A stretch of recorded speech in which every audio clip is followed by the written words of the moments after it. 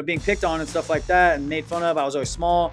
There was something about that for me that I was like, okay, well, like, you can say whatever you want about me, but I can still beat you up. You can have all the money in the world, but if I can beat you up, I got one over you. You know what I mean? Like, and you can't do anything about that, It sounds kind of douchebaggy to say, but at the time, that's what kind of drew me to this. You know what I mean? Like, oh, you're a better basketball player? Oh, I can beat you up. Front row seat. Hello, I'm your host, Shane Mercer, and welcome to Front Row Seat, part of the Millions Podcast Network. Remember to like, download, subscribe, comment, follow us on all the socials at frontrow.pod. My guest today has been fighting professionally for the past 15 years. He's also coaching MMA. He's also an entrepreneur, and he hosts a podcast too. The James Krause. Welcome to the show. Thanks for joining me, man. Thank you. Making me feel old. 15 years. Well, you know what? You're not that old, and you've accomplished a lot for somebody of your age. Yeah. I mean, I work hard. I'm well within the MMA community. It's something that I'm passionate about, and I kind of just find different ways to monetize that, and it's something I enjoy doing. Well, we'll get into your UFC career, which is pretty decorated, and you've been around a long time. But first, I want to give fans and give the audience a sense of how you got into MMA and sort of your early life. You're from the Odessa, Missouri area, is that correct? Yeah, that's where I was raised at. Yep, I raised and graduated there. Small town, 5,500 people. Whenever I was there, I think it's probably a little bit more than that now. But it's a good place. Not a place that I'm overly fond of, but for me, I think it was more about needing to get a bigger mindset outside of that to grow. You know what I mean? It's like it's what is the old saying about putting a fish in a small tank and then you let them if they're in a bigger body of water they can grow bigger. So that's kind of where I was with that. In such a small place, in such a small town, you still managed to find an MMA gym at a very young age. What, 7 years old? You got into karate? Yeah, well, so it wasn't MMA. Obviously, it was just like regular karate, and I don't want to paint a picture like I was some like karate whiz. I did it for like a year, if that, and it was just something that I dabbled into. Like we couldn't really afford it, so I got in it, got out. I enjoyed it through school and stuff. I wrestled a little bit. I never really like fell in love with anything, Like I kind of dabbled in a little bit here and a little bit there. I was always a 3-sport athlete through school.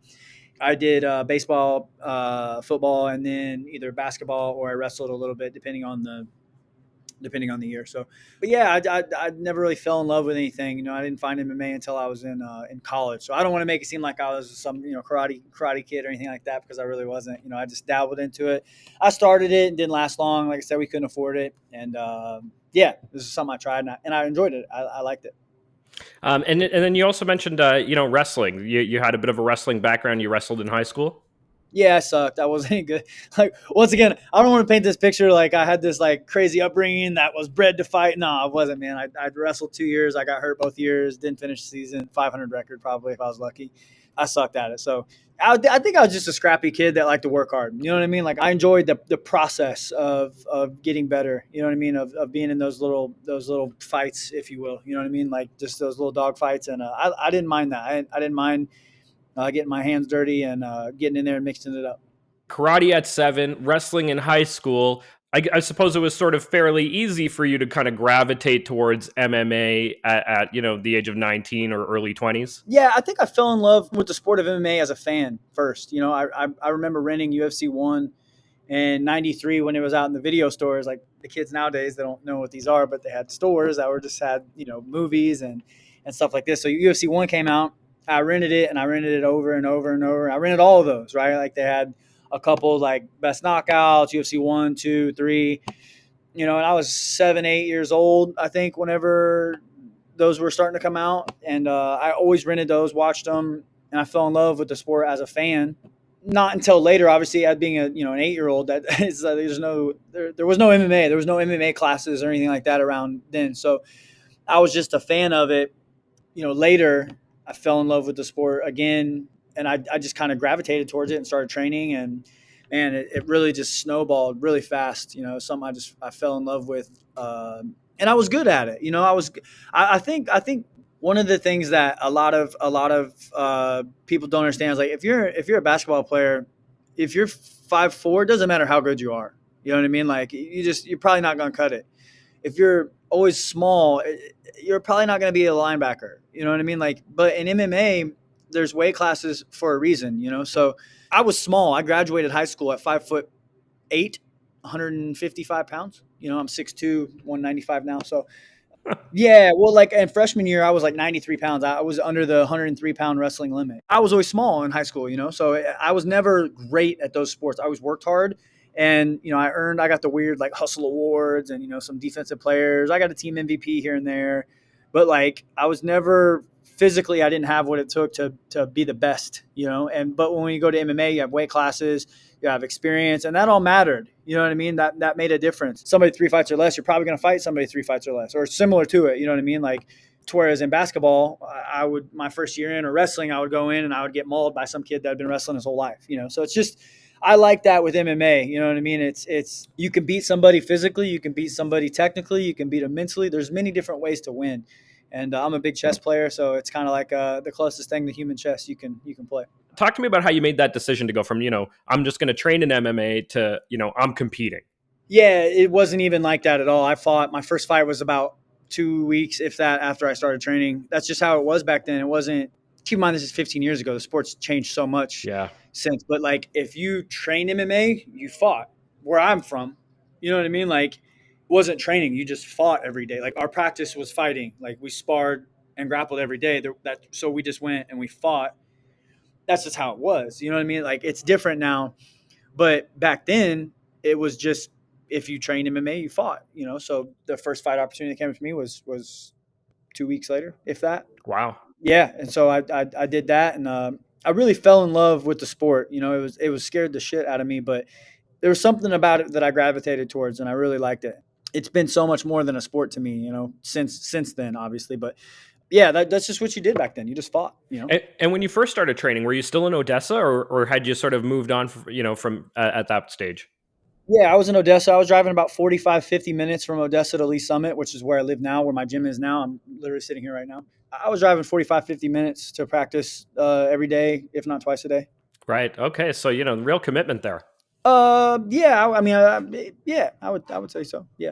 It's amazing for me to think that, you started training and 2 weeks later, you're like, boom, I'm fighting someone now. Yeah. I also appreciate the fact that you're like, it scared the shit out of you. A lot of guys, think that these MMA fighters must have something wrong with them or something different with them to get in a cage. Well, But a lot of fighters say that especially at first there's fear, and there's even fear even for the most advanced. I just told you this, and like I said, I'm not really sure what I gravitated towards, and I've said this in multiple interviews, and I think this is like if I had to put one thing on it that I gravitated towards was I was small. You know, we talked about that. I was small, and I won't say I got picked on, but you kind of always get picked on being small, made fun of. What nothing crazy, but you're always going to get. Listen, if you're in grade school, high school, whatever, at some point in those, you're going to get picked on or made fun of. You know what I mean? Like it's just going to happen. So Mm-hmm. I think that what I loved about MMA is for me, and I don't think this is for me. I think this is for everybody. MMA or fighting is the primitive end of the road. For example, if I go up to you and I say, you know, I'm faster than you, you can say, okay, well, I have more money than you, and I can go, well, I look better than you. You'd be like, well, my car's nicer, and we can go back and forth all day, but it stops at I can beat you up. You know what I mean? Like there's no comeback from that. You have 1 minute, I can beat you up, and there's nothing you can do about it. That is the primitive end of the road for most men. You know, I think there's something internally in us like we're built to be hunter gatherers. You know what I mean? So like to be the best hunter means something to me. You can have all the money in the world, but if I can beat you up, I got one over you. You know what I mean? Like, and you can't do anything about that. You know? It's the end of the road for the beef, for the shit talking. It all comes to a head right there. Yeah. Well, I mean, think about it. Like, that's why people fight, right? It's like, well, they get in a disagreement about something. Well, okay, well, I'll beat you up. No, you can't. And that's when a fight ensues. You know what I mean? Like, and you figure it out. It started as that, you know, like, hey, I can beat you up. And dude, just so we're clear, I was never like a fighter. Like, I didn't get into a bunch of street fights or like I wasn't that person, but I really enjoyed the competitiveness to it and, you know, being picked on and stuff like that and made fun of. I was always small. There was something about that for me that I was like, okay, well, like, you can say whatever you want about me, but I can still beat you up. You know, like, okay, I'm small. Yeah, cool. I'll still beat you up. Doesn't matter. it sounds kind of douchebaggy to say, but at the time, that's what kind of drew me to this. You know what I mean? Like, oh, you're a better basketball player. Oh, I can beat you up. Oh, you're this, but I can still beat you up because I didn't come from nothing. You know what I mean? I grew up poor. I didn't have anything. I guess it was a way to always make sure I had a notch over somebody. You know what I mean? Like, I'm not saying that's the right way. I'm not saying I got in for the right reasons, but that's why I think that's what gravitated me towards the sport to begin with. Well, once you got in it, you really got rolling. What, 10 in a row, 10-0 as an amateur? No, actually. As a pro, I went 10-0. Right. As an amateur, I went 18-1. I lost my third fight. I went 2-1, and then I went on a roll. And the one fight I lost was whatever. I was the number one ranked amateur in the country for a couple of years. And then when the state decided to start regulating the sport, I went pro. So before there was no regulation of it. So it was very common for me to show up and be like, okay, you're 147, you're 162, you guys fight. You have 7 fights, you have 14 fights, you guys fight. It was very like that, very wild, wild west. The old tales you hear, it's like, oh, look how far we've came. I was in those beginning stages, and it was very, very unregulated. It was just about promoters putting fights on. It didn't have anything to do with weight. And a lot of times I didn't know who I was fighting until weigh-ins. Wow. It wasn't like, oh, James is fighting so-and-so. It was, you guys are close. You match up. Okay. You match up. Okay. Like, it was very wild, wild westish. And then when the state finally came in and started regulating it, I was having a difficult time finding fights in the area just because I was doing so well. And I decided to go pro. And then I went 10-0. Met a guy named Don Cerrone and got whooped up on. And, it was too early for me. I wasn't ready for it yet. You also fought in a lot of these different promotions. You talk about the Wild Wild West, right? And there was all these sort of different promotions trying to compete with each other. One of them, Titan FC, that I know competed in quite a bit. Talk to me about what those promotions were like at that time, because you really did sort of grow with the sport. As the sport has become what it is, you sort of grew with it, right? You're 100% right. I mean, I've seen so many different phases of this sport, and back then it was on a channel called Access TV. I think even after that, it changed to something else. I can't. HDNet, that's what it was. It went HDNet and then Access TV. Those would be the equivalent to like a Fight Pass promotion right now, like Legacy or FAC, which I'm a part of. Those types of Titan, those types of promotions would be the equivalent to that. So I came up fighting on a lot of those. WEC at the time was kind of like the PFL of MMA. It was like the supreme number 2. Right. I was on RFA 1. I think, or the inception of RFA. But yeah, coming up in those and seeing all those promotions grow was a huge deal, because I've seen a ton of these guys. Like, dude, this is crazy. Like, Kamaru Usman fought on my undercard on our RFA. Wow, really? That long ago, eh? A lot of these guys, like, you go through, look at my Tapology or whatever, go through and look at my record and go click on some of those events. Go click on some of those RFA events. You'll see guys like Mirsad Bektik, Gilbert Ivel. I don't know if you guys remember him. Usman was on there. Chidi Njokwani was on there. There's a lot of guys that nobody knew then that are big deals now. You went on this real streak, 18-1 as you mentioned as an amateur, then 10-0, as a professional, and then you ran into a couple of losses in WEC. Talk to me about those losses at that stage of your career, and where did you go, or sort of what lessons did you take from them? I mean, it kind of just depends on which specific loss you're talking about, but like the first ones were I just weren't ready. I wasn't ready for that big jump. You know what I mean? Like, I wasn't ready for a guy like Cerrone. I've been fighting local level guys the whole time. One of the local level guys was Michael Johnson, who's in the UFC now, but he's from Springfield, Missouri. Like, he's from right down the road, 3 hours away from me, and like, we just fought at the time. We were just two local kids though, so he wasn't anything special then. I wasn't anything special then, but where we were both special at our, and he was the best in Springfield. I was the best in Kansas City.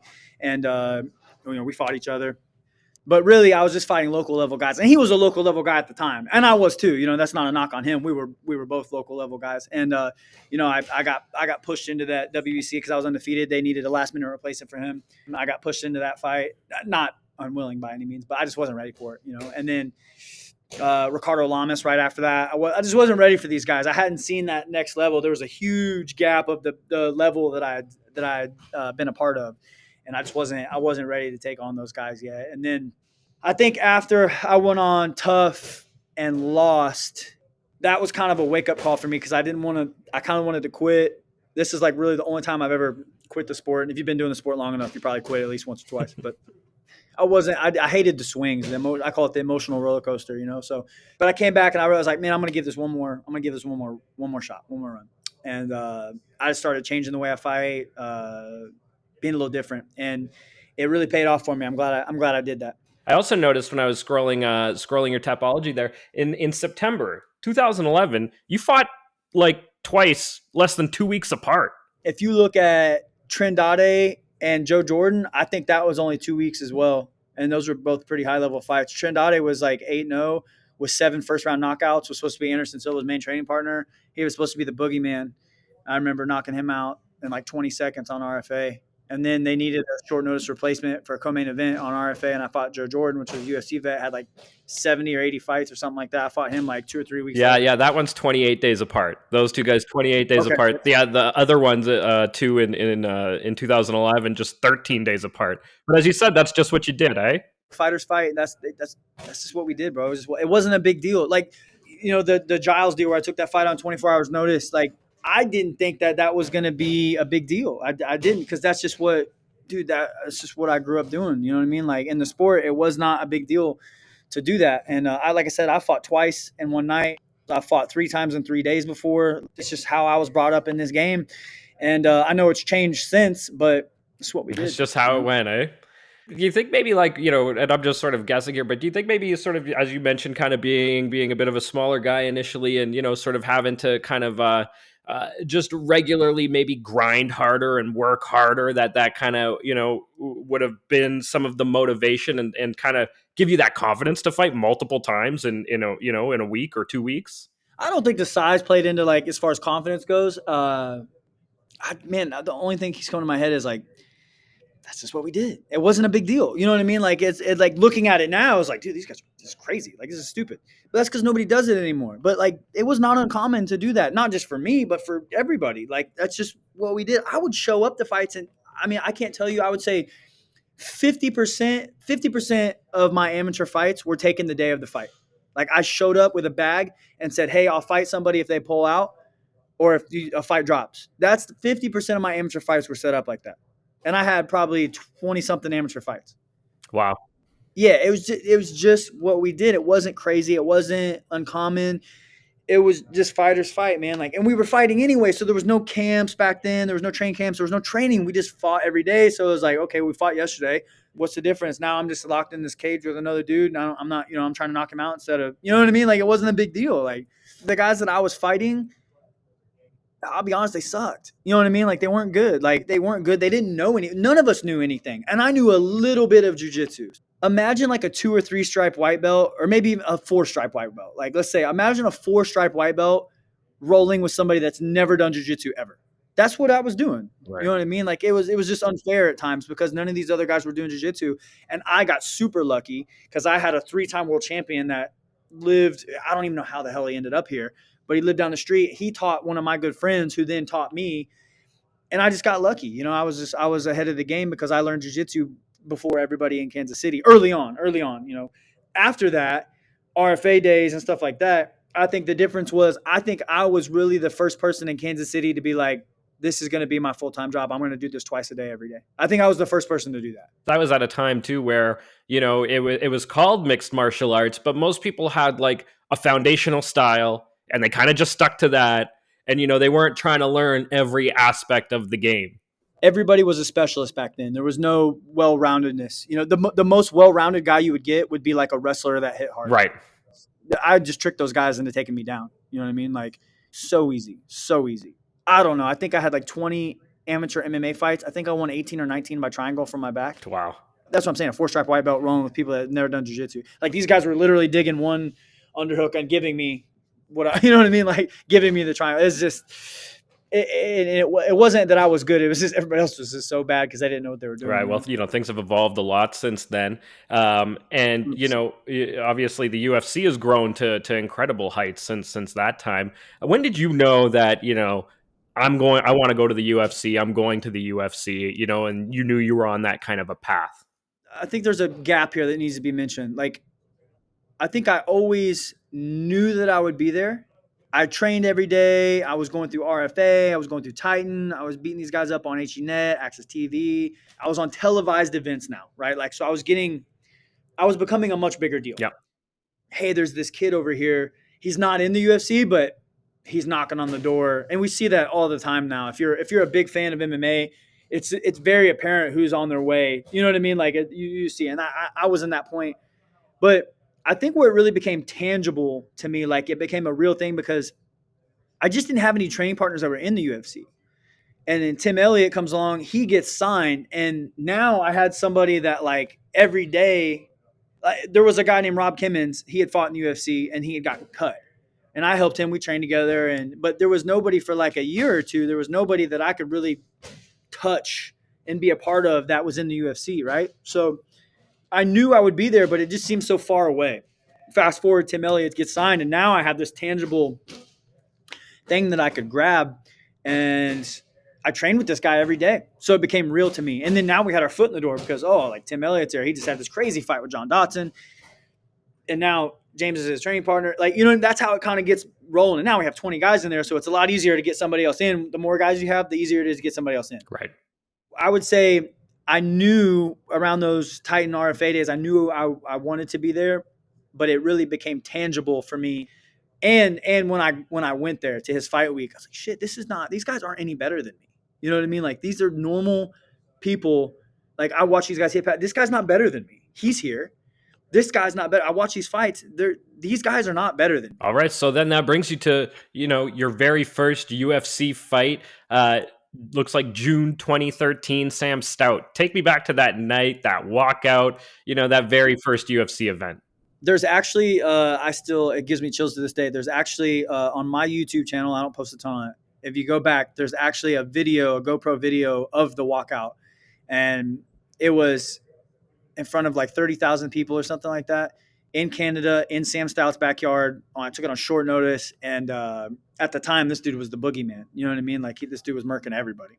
I would say the biggest accomplishment in my life, it was by far the biggest night of my life is in terms of like changing the trajectory of my life. We had a war, went back and forth, and a double bonus, which has only been done a few times. And, it's $100,000, $250,000 bonuses. Probably had never made that amount combined ever in my entire life. I was working for like 20 grand a year. Fight of the night and knockout? Sub. Right. 13 seconds left. In the fight. Yeah. Yeah. Yeah, and bloody mess, blood everywhere. It's a great fight. Go back and watch it. It's like I said, there was blood everywhere. I high kicked him early in the first, big old cut over his forehead. With those fights, it takes two to tango, man. He's a warrior. He's tough. Him and I we still follow each other to this day and talk. And he's a great human being. I owe him a lot because that takes two to tango. I think a couple shots that I hit him with would have put a lot of people away. I know he was not on the good side of it, and he's probably not trying to hear it, but he was a big part of that because it takes two to tango, and it takes two to make those fight of the nights happen. Yeah, for sure. And, you're saying you look back at that as like, one of, or if not the biggest fight of your career? The biggest accomplishment in my life. Right. I've heard people say, oh, you have 2 kids. Man, it doesn't take nothing to make kids. It took me all of 90 seconds. It's raising them. That's the hard part. That's the hard part for sure. That was just the point of like where all of my hard work had come to a head. You know what I mean? Like, it was a big deal to me. So it was by far the biggest accomplishment of my life. It changed the trajectory of my life. You're already in the UFC, but then you decide, you know what? I want to get on this reality show, Tough, and go back to The Ultimate Fighter. Why go to The Ultimate Fighter when you're already an Ultimate Fighter? There's 2 things with this. And it's funny. I actually just said this in my morning class today. There's the fight, right? There's the fight, and then there's the game. And there are 2 things that run simultaneously together. The fight is what people say. That's what you see the armchair quarterbacks talking about. But then there's a game that has to be played as well. There's an A side and there's a B side to every game, right? There's guys that the UFC wants to get behind, and there's guys that the UFC wants to use. This is a fact. This is not my opinion. This is a fact. And it's not like I don't think they care, and it doesn't throw a wrench, but there's for sure an A side and a B side. And I would say 7 to 8 times out of 10, they want somebody to win. We see it every weekend. They are strategically matching up certain people to do better because they want that person to win, because they want to promote that person. It doesn't always happen, but it's a business. Let's be honest. It's a business. I was never the A side. You know what I mean? Like, look at my first matchups was Sam Stout, Jamie Varner, Masvidal, Bobby Green. Like, this was a murderer's row. Now go back and watch my matchups after the show. If they're investing millions of dollars to you to get on this show, they typically match those guys up well. They take care of those guys because they've put so much money into them. I knew that, and I knew I was the B side. I hated being the B side, man. Like, they weren't. I was beating these guys, but I was still the B side, and I just couldn't, for whatever reason, I couldn't get on the A side. But I had also acknowledged that if you get on this show, the people that come off this show are typically on the A side because they've invested millions of dollars in this person already. From a business standpoint, they want to take care of this person.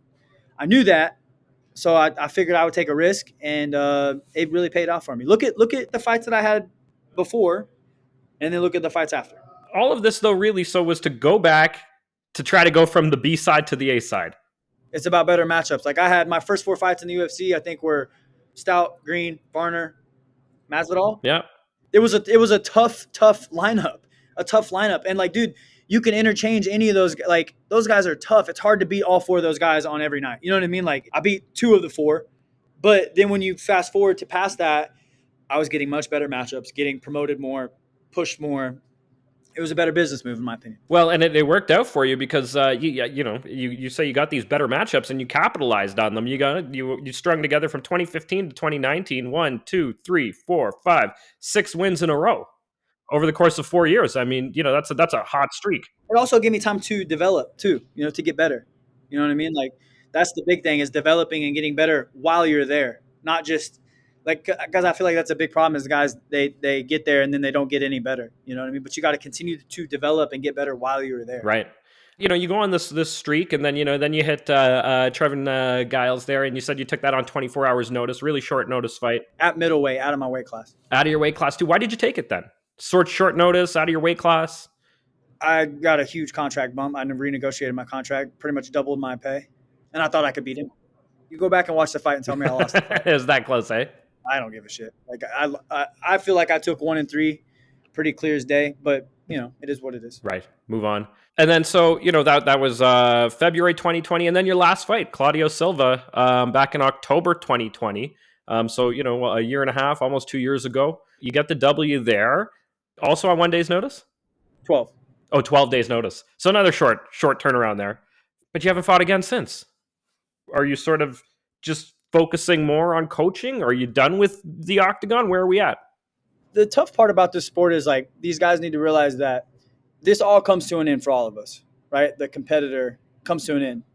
And the question that I ask all my guys is what do you need, not financially or credentially, what do you need emotionally to walk away from this sport? Like, what do you need to feel good about being done?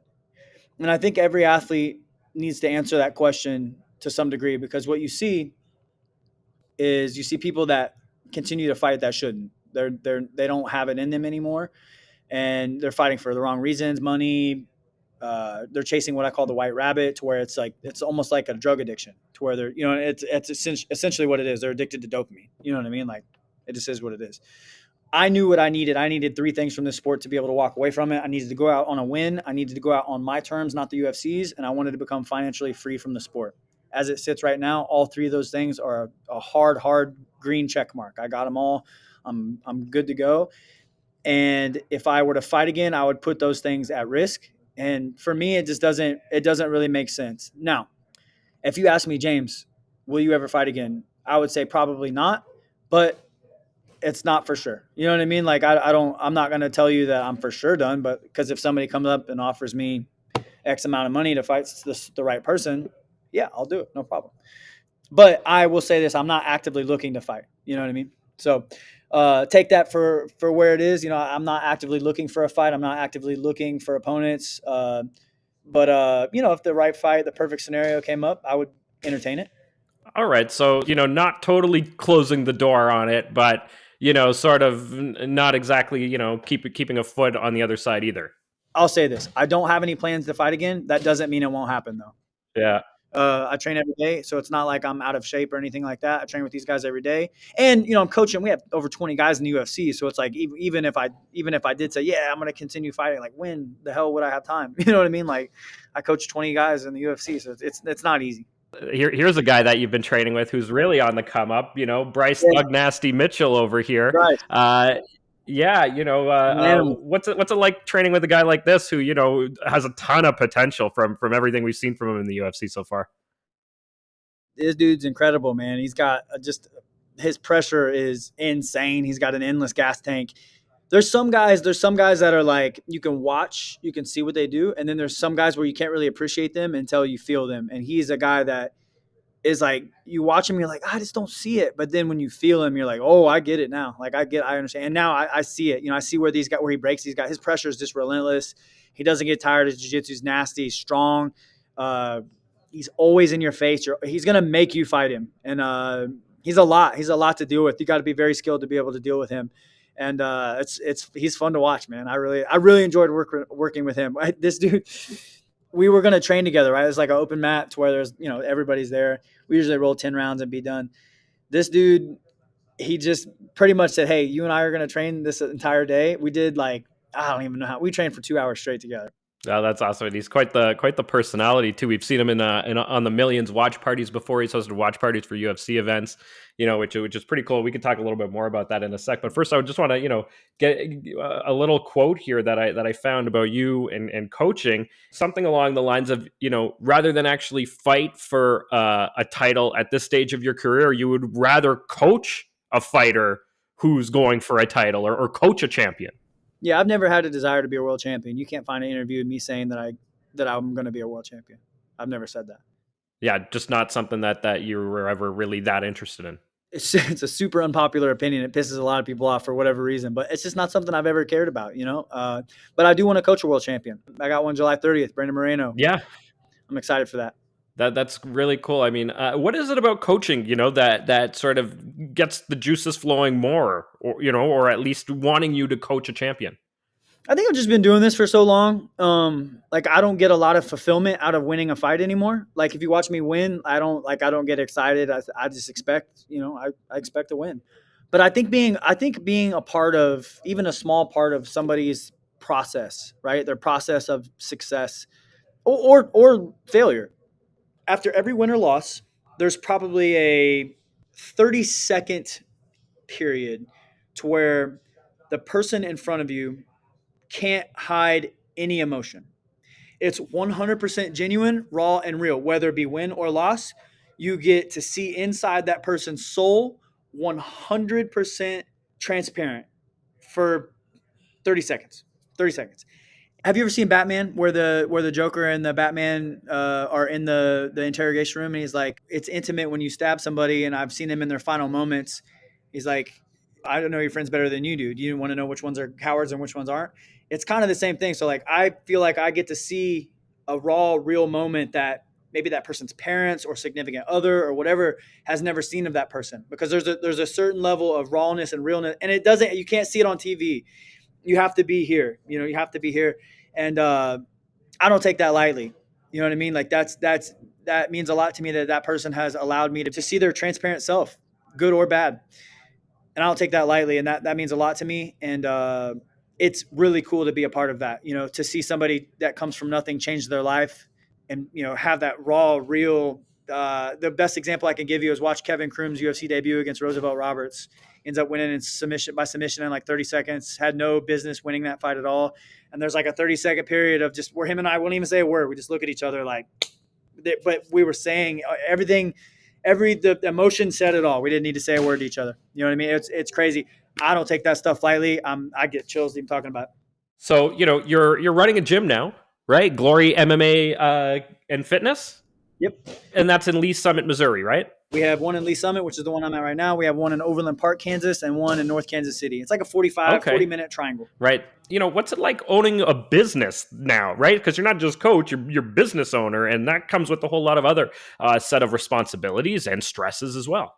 Yeah, I mean, now we're doing really good things. It's past just the gym now. Like I've gotten into a couple other things too, but that goes to the third thing that I wanted from out of the sport, and that's being financially free. I'm very passionate about helping fighters become financially free, because I feel like a lot of them they dedicate 10, 15, 20 years to the sport, and at the end of it, they don't have anything to show for it. Yeah, no, for sure. And what stage of your career did you realize that, what, I better do something with this fight bonus or, whatever to make sure that I'm set up for post MMA life? Two things come to mind. One, I fought in Bellator at one point. We didn't talk about this, but I fought in Bellator at one point. I took a fight on 5 days' notice, cut 33 pounds in 5 days. It was the largest payday by like 80% that I'd ever taken before. I won 10,000 to show, 10,000 to win. I lost the fight, so I had $10,000. I remember one day looking at my bank account and I had like $2,100 left, and I had no idea where the other eight went. I ended up eating it, spending it on Chipotle and Sure. whatever. I just ended up chewing it up. And that feeling that I had in my stomach one day when I looked at my bank account just made me sick, man. It made me sick. I had nothing to show for it. So fast forward, I was about 30, and I've always had this sense of like the UFC. I get this feeling that a lot of these guys, when they make it to the UFC, it's like I made it. Like I'm here now, and it doesn't work like that. Like I have never felt a sense of security fighting ever. Like I hate the fact that somebody else can dictate whether I have a job or not. Like that does not sit well with me. And I woke up one day at like 30, 31 years old, and I had like a panic attack. Like not a legit one, but damn near. I was like, I don't have anything. I don't have anything at all. How am I going to pass? What am I going to give my kids? I'm going to give them debt. What am I going to give them? I'm not going to give them anything. I don't have anything. I had some money in the bank, and, I had a business, but I didn't have anything real. I didn't have any, I had the gym, but it was like paying my bills. Like, and that's not what I wanted. I wanted something bigger. I wanted something to pass them on and give them opportunities that I did not have growing up. And so I started studying wealthy people and what they do. And the biggest thing was 90% of all millionaires are created through or own real estate. And so I started heavily investing in real estate. I was using the money from the gym to pay my bills, and anything else outside of that I won, fighting, private lessons, anything I invested. I'm not an overly religious person, but blessed is the word that comes to mind. Like we have this big ball that it just is continually rolling, and it's doing really well. And it's not just real estate; it's a whole umbrella of a bunch of different things that I'm just super blessed, man. You know what I mean? Like I have a great team of people that help me out, that I trust. We're doing some really cool stuff, man. It goes so far past MMA. Like I just started my podcast like a couple weeks ago. I have this betting Discord that we just absolutely crush it on MMA betting. We have the three gyms. I'm in the real estate. We're doing crypto investing, like private money lending, all kinds of stuff, man. It's like this whole unit is just working together simultaneously. It's really cool, man. I'm super blessed. No, man, it sounds awesome. It sounds really innovative too. And clearly you have that entrepreneur sort of hustle in you. Yeah, yeah. I don't like the fact somebody else is controlling my destiny with the UFC. You know what I mean? Like I never felt safe with that. You're on Millions. You joined the platform, Yeah. and we love having you. We love having all the athletes, and it's great for every athlete out there. I'm so stoked to do this watch party. That was the biggest thing that drew me to Millions, was being able to do this watch party, because we've kind of done it a little bit, but like when we do the first one with Millions, it's going to be dope. Yeah, we really got to get you hosting a watch party. I can already tell you're going to be an awesome host for it. It's a super engaging experience. You talk to your fans, you talk to the audience the whole time. You're giving them, insights and analysis into the fights themselves. But at the same time, too, you're sitting there and you're having fun with them. You're drinking your favorite drink, eating your favorite food. If I'm joining you for a watch party, what can I expect?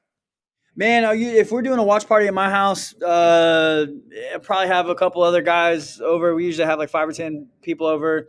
I'll probably order Jack Stack barbecue or something like that. You know what I mean? Like Kansas City favorite. I'm not a big drinker, so probably like, I don't know, Coke or something like that. But man, I'm super passionate about the fights. I bet on fights a lot, so you'll see me going absolutely ape shit over some of these. It's depending on how much money we have right now, but it's fun, man. We have a fun time.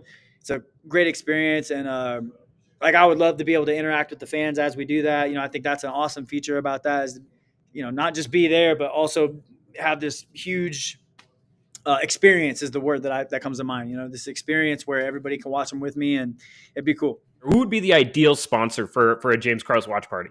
Any of those sports books would be solid, man. Any of the sports books would be a really good one.